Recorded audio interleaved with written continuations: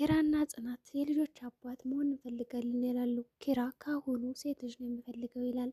ጽናት እኔ የመጀመሪያ ልጅ ወንድ ነው እንዲሆን የምፈልገው ትላለች። በዚህ የተነሳ በክርክር ላይ ይገኛሉ።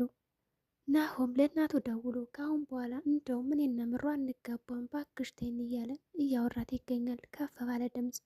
ሰኑ በጣም እያለቀሰች ትገኛለች። ሁሉም ሰው እንደምፈልገውና እንደመጣለት ከተናገረ በኋላ እኔን ስበሩኝ ይሄዳል እያለችም ነበር።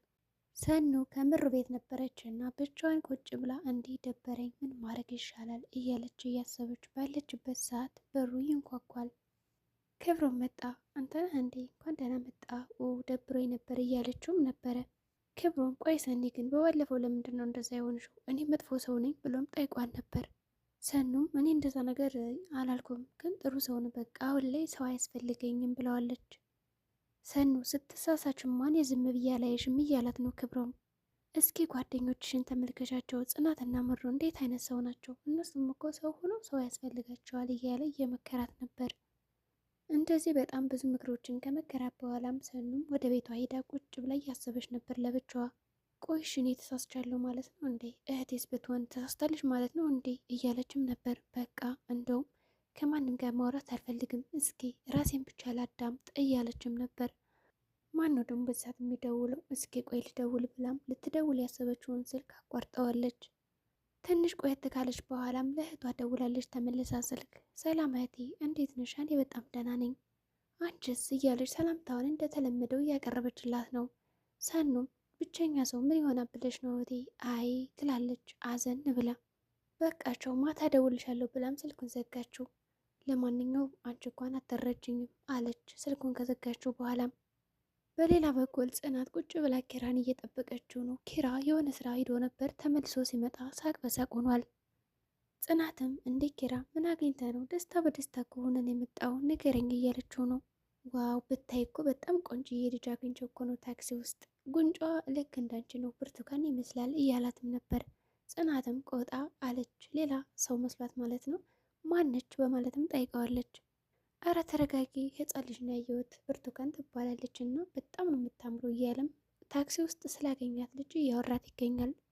በቃ እኔም እኮ አማረኝ እፈልጋለሁ፣ ሴት ልጅ እንድትኖረኝ እየጓጉ ነው እያላትም ይመስላል። ጽናትም አማረ ሲላት ምንድን ያማረ ትለዋለች። ልጅ ነው ይላታል። ያው እፈልጋለሁ እያለ ነው። ጽናትም እኔ ግን የመጀመሪያ ልጅ ወንድ እንዲሆን የሚፈልገው ትላለች።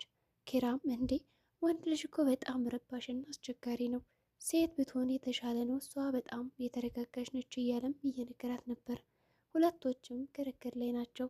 እስኪ እናያለን ሴት ነው የምትመጣ ወይስ ደግሞ ወንድ እያሉ ነበር። ሰኑና ክብሮም በሌላ በኩል ወክ እያደረጉ ይገኛሉ። ክብሮምና ሰኑ ወክ በሚያደርጉበት ሰዓት ክብሮም ሰኑ እባክሽ አንድ እድል ስጭኝና እኔ ምርጥ ጓደኛ ልሁንሽ ልወቅሽ እያለ እያቀረበላት ነው። እሷም እንዴ ምንድን ነው እንደዚህ በቃሽ ለማለት ከበድሽ? የፍቅር ጥያቄ እኮ አስመሰልሽው እያላትም ነበር። ክብሮም ቀለለሽ አይደል? ይኸው ወጣ ስንል እኮ እንደዚህ አይነት ቀለል ያለ ነገር ይሰጥሻል አይደብርሽም? እያላትም ነበር። ጓደኛሽ ለሆን እሽ በቃ ለማንኛውም አራባህም እንዴ? ምግብ ሰርተሻል? አይ ታዲያ ያው ስራልኝ አይባልም እንዴ? እሽ በቃ ሰራልሻለሁ ብለውም ወደ ውስጥ ገቡ። ጽናትና ኪራ ወደ ኪችን ከሄደች በኋላ እንዴት አደርሽ የህያብ እናት ይላታል። ጽናት ግራ በመጋባት ማንሽ ደግሞ ህያብ በማለትም ጠይቀችው። ያው ወደፊት የምትመጣው የልጃችን ስም ነው እያላትም ነበር። ጽናትም ኪራ ሳንገባ አንወልድም፣ አባቴ እኮ እንደዛ አላሳደገኝም እያለች እየነገረችው ነው።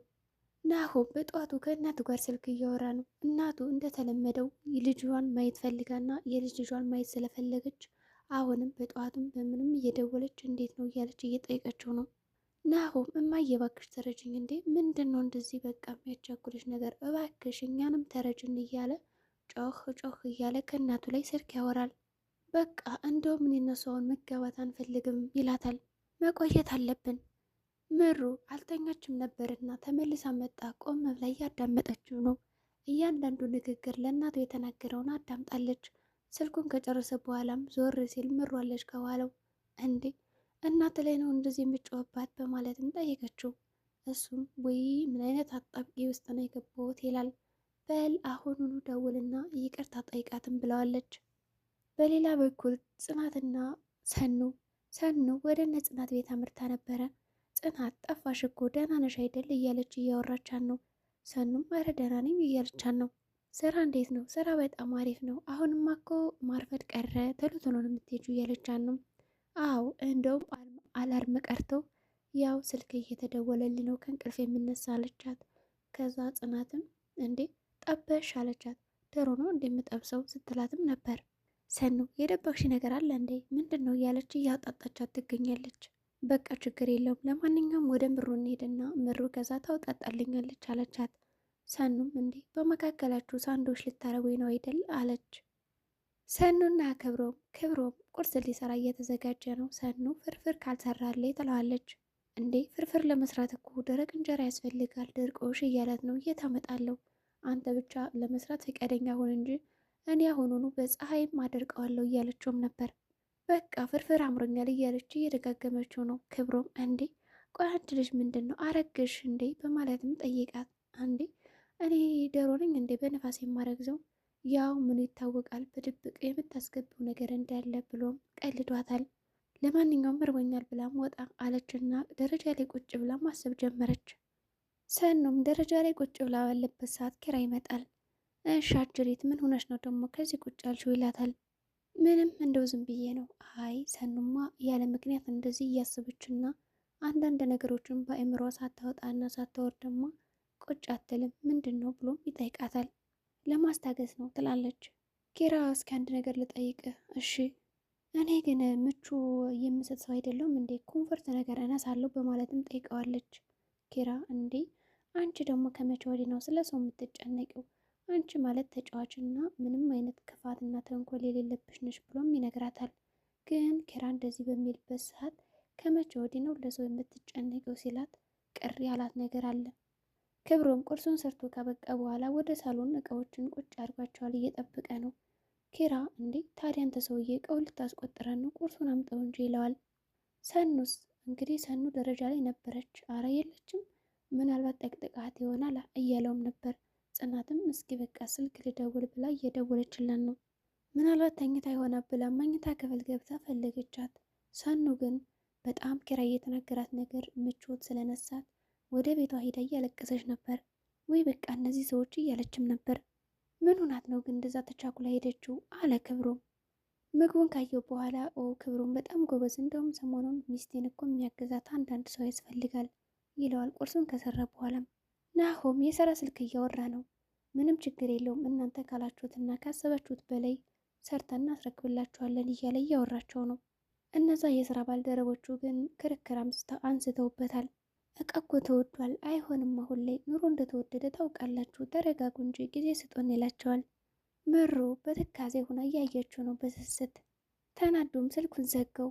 በስልክ አደረግኩሽ አይደል ምሩዬ ይቅርታ ይላል። ቆይ ምንድን ነው እንደዚህ የሚያጨቃጭቃችሁ? ያው ስራ ነው።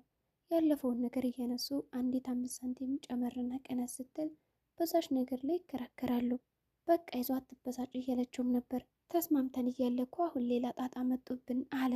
በቃ ይዞ ብላም ከት ብላ ሳቀችበት። ከሳቀች በኋላም እንዲህ እስኪ በደንብ ሳቂልኝ፣ እንደዚህ የምናደደው ለምንድን ነው? አሁንማ ያንቺን ሳካየው በኋላ በጣም ነው የምደሰተው እያላትም ነበር። ይውልሽ አንድ ነገር በጣም አበባ የሚመስል ምግብ ያመጡና 1000 ብር ክፈል ሲሉሽ ክውን የምትይው በጣም ውድ ነው ይላል። ስለ ምግቡ፣ ስለ ሁኔታው፣ ስለ ኑሮ ውድነት እያስረዳ ነው በቀላል ዘዴ። ሰኑም ወደ ቤቷ ከሄደች በኋላ ግን ለምን ከፋኝ እያለች እያለቀሰች ነው። ኪራ በእርግጥ ጨዋ ነው፣ ምንም የሚያስከፋ ቃል አልተናገረኝም፣ ግን እኔ ለምን ከፋኝ እያለች ለቅሷን ቀጥለዋለች። ጽናትም ስልክ መደወሏን አላቆመችም ለሰኑ። ጽናት እባክሽ ተይኝ ምን ልሁን ነው እያለችም ነበር። ክብሮምና ሰኑ ወክ ለማደር ሁልጊዜ ተቀጣጥረው ነበርና ከተለመደው ቦታ ደርሷል። ክብሮም ሰኑን ቢጠብቃት እየመጣች አይደለም። እንዴ ይች ልጅ ምንድን ነው ያለ ወትሯ ቀረች እያለ እያስበ ነው። ቤቷ ልሄድ እንዴ? አይ ቤቷ ከሄድኩማ ደግሞ ብትቆጣስ?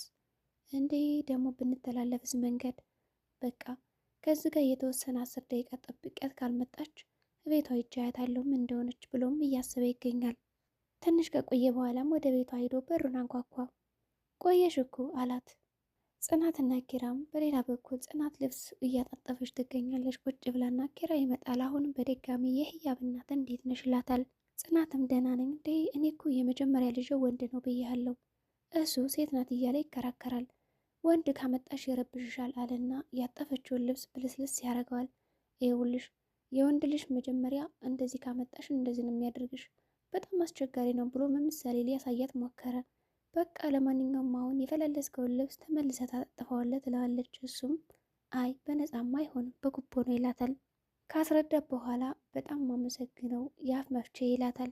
የአፍ መፍቻማ እኔ ልሆን አልችልም፣ እናትና አባቶች ነው። አፍክን እኮ የፈተው አባዬ ማየ እያልክ ነው። እኔ ደግሞ የፍቅር መፍቻ ከሆንኩ ይበቃኛል፣ የወላጆቹን ቦታ እንኳን መውሰድ አልፈልግም እያለችውም ነበር። እሺ ብለውም ተስማምተዋል። የልጁ ነገር እያከራከራቸውን አሁንም ሴት ወንድ የሚለው ክብሩም ወደ ሰኑ ቤት አምርቶ ነበርና በር ተንኳኳ። ሰላም ነው ቀረሽ እኮ ይላታል። ስራ ሁኜ ነው፣ ስራ በዝቶብኝ አይደል? የት አለ ስራ ሄድሽው? ስራ ብትሄጂማ እንደዛ ቁጭ አትይም ነበር።